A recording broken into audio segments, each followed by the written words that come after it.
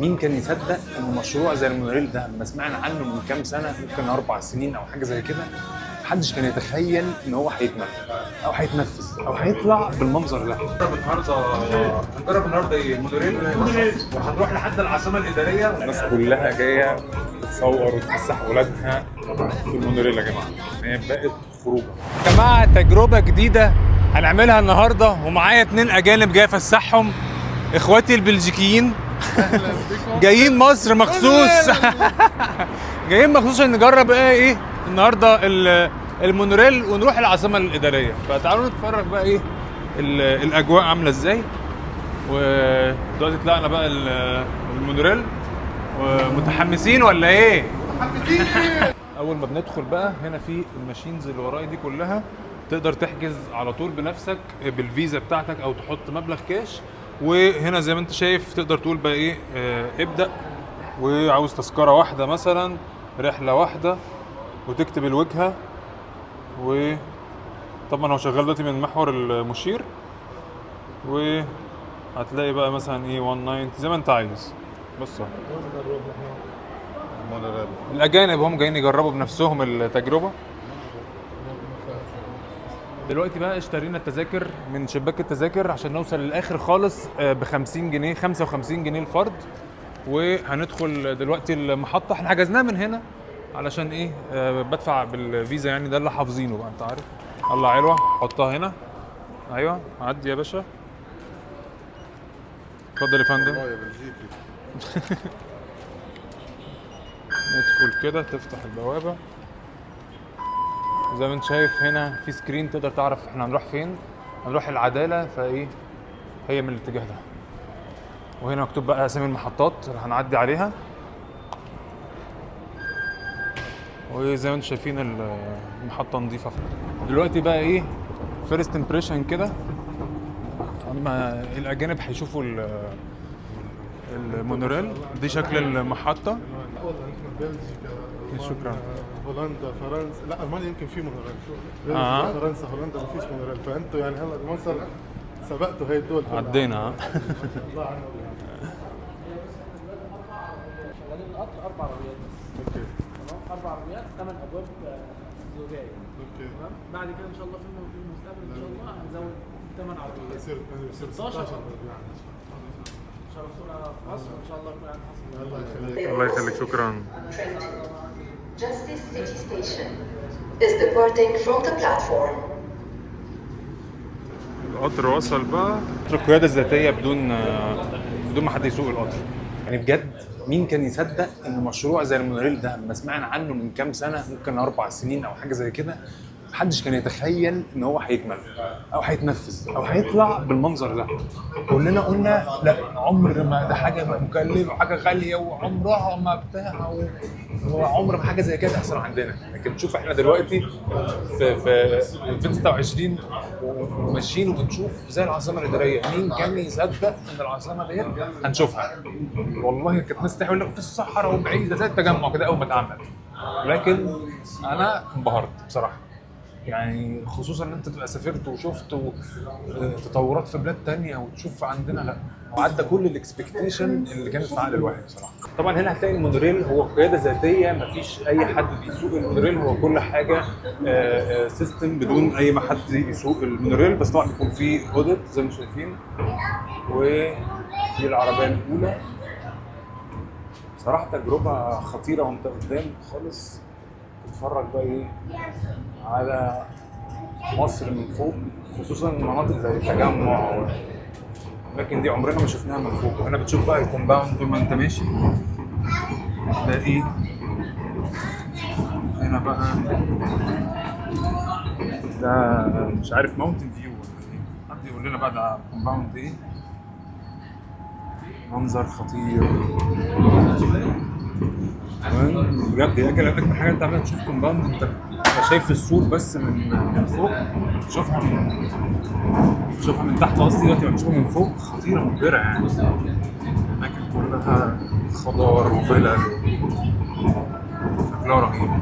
دلوقتي بقى احنا اتحركنا من اول محطه، تاني محطه بالظبط، اول محطه المشير، واحنا ركبنا من محطه 190 اول محطه في شارع 90 في التجمع الخامس، وهننطلق بقى لحد ما نوصل لحد العاصمه الاداريه. زي ما انتم شايفين احنا دلوقتي بقى ايه ماشيين فوق التجمع. بصراحه يعني يعني اول امبريشن كده بالنسبه لي ان انا حاسس ان انا زي ما بشوف فيلم كده عن التجمع الخامس لحد العاصمه.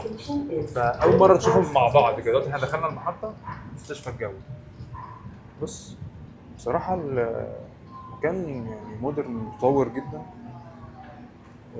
نضيف. فيه هنا شاشه تقول لك المحطات. احنا هنا المحطات اللي احنا نازلينها دي المستشفى الجوي، دي النرجس زي ما انت شايف. هنا اسامي المحطات بتبقى مكتوبه فوق، الكومباوند فوق. بجد دي اكتر حاجه ممتعه، انت قاعد بتتفرج على كل كومباوند وتشوف هو ده اسمه ايه، بان هيلز الطميه. تتفرج على كل الكومباوند الموجوده في التجمع على خط المونوريل يعني. واو بجد شكله تحفه. كل كومباوند بقى بيتنافس في مساحه اللاندسكيب اللي عنده عامله ازاي. دي بقى دي اجمل لقطه وانت ماشي، انت تدخل جوه البوابات دي بالمونوريل، وزي ما شايفين في الباك جراوند في البرج الايقوني بس اختفى دلوقتي. تعدي من عند البوابات العاصمه الاداريه ضخمه جدا، بس شكلها عامل ازاي؟ شكلها مهيب جدا. واو شكلها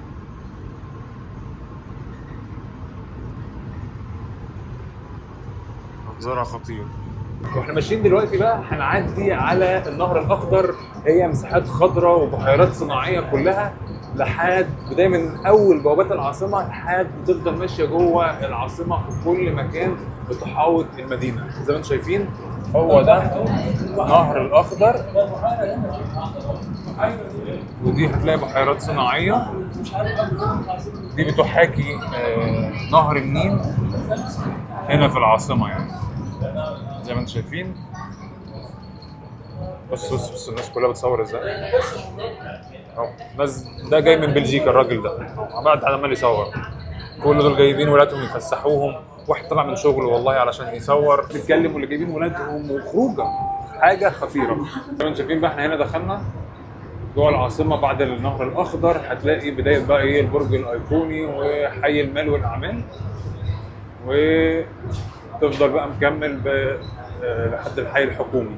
تقف هنا كده تتفرج على المونوريل وهو ماشي وانت في اول العربيه. منظر خطير يا جماعه، منظر البرج الايقوني والمنطقه بتاعت المال والاعمال دي خطيره بجد، كأنك في دبي جدا جدا جدا. بص يعني شايفين منظرها عامل ازاي؟ واو. وده المفروض ان ده اعلى برج في افريقيا كلها، هو البرج الايقوني. والابراج اللي جنبه برضه شكلها مميز جدا، بس الناس كلها قاعده عماله تتصور. هنا بقى ده حي المال والاعمال. بتدخل بعد حته البرج الايقوني زي ما انتم شايفين، تلاقي هنا الابراج كلها منطقه بجد يعني تشرف. عارف انت يعني حاجه تفتخر تيجي تتفرجها للاجانب والدنيا كلها. بجد محدش يتخيل ان الصحراء دي كانت تتحول للحاجات دي. واو. فندق الماسة جواه فيلل، واغرب حاجه ان هو فيه معبد طائرات هليكوبتر، فحاجه واو بجد. ده الحي الحكومي. هنا هتلاقي كل وزارات مصر كلها بقت موجوده في مكان واحد. بص احنا لو قربنا تلاقي اسم كل وزاره. احنا بقى نزلنا الحي الحكومي اللي فيه المصالح الحكوميه الموجوده في جمهوريه مصر العربيه كلها موجوده في الحي الحكومي، جمعت كلها بقت في مكان واحد. ومنها بقى هنقدر ناخد جوله في العاصمه الاداريه. ده مسجد مصر بقى، واحد من اكبر المساجد الموجوده في الشرق الاوسط. واحنا هنا بقى ايه في المحطه من بره طلعنا. تعالى بقى نشوف نروح ازاي الحي الحكومي من هنا. بعد ما خدتوا جوله كده ايه رايكم في الكلام؟ ماشي بالمونوريل اصلا انت عم تشوف المدينه هيك كلها من تحت وانت من فوق. بصراحه واو يعني تحس حالك طالع جوله سياحيه. بص هنا احنا وقفنا كأنك واقف في بلكونه تتفرج بقى ايه على الاحياء الحكوميه. كل دي بقى وزارات المصر اللي في مصر كلها. دي وزاره الكهرباء باين، دي مش عارف اقرا بصراحه من بص احنا لو قربنا انتوا تشوفوا بقى وتقولوا لنا ده ايه. نزلنا نتمشى بقى شويه والارض معموله كلها من الحجاره اكنك تمشي في كايرو فيستيفال بجد، ورحنا عشان ندور على مطعم والمايك للاسف فصل، ولكن احنا اتمشينا في الحي الحكومي ودورنا على المطاعم لحد ما لقينا في فود كورت فيها كل المطاعم. هتلاقي شبراوي، هتلاقي كشري، هتلاقي اسماك، هتلاقي كل حاجه موجوده في المكان ده. كمصري اصيل بقى وقلنا نجيب ايه؟ قلنا نجيب قصب. اللبنانيين قال لك عايزين كشري وقصب، فده يوم مصري اصيل يعني. لا تبع كان حد كان قاعد. سلام كشري اصيل. حبيبي يا باشا. الكشري الاصيل بقى نزل واجواء خطيره. ايوه يا علوه. سلام مصري يعني. الله جامد. الله خطير. طلبنا 3 كشري 4 عصير، 3 منهم قصب واحد مانجا، 2 ميه و2 بيبسي تقريبا. دفعنا كام يا علي؟ 165 جنيه يا جماعه. 165 جنيه بس. الكشري كان صغير عشان برضه نبقى ايه، من اجل توضيح المعلومه.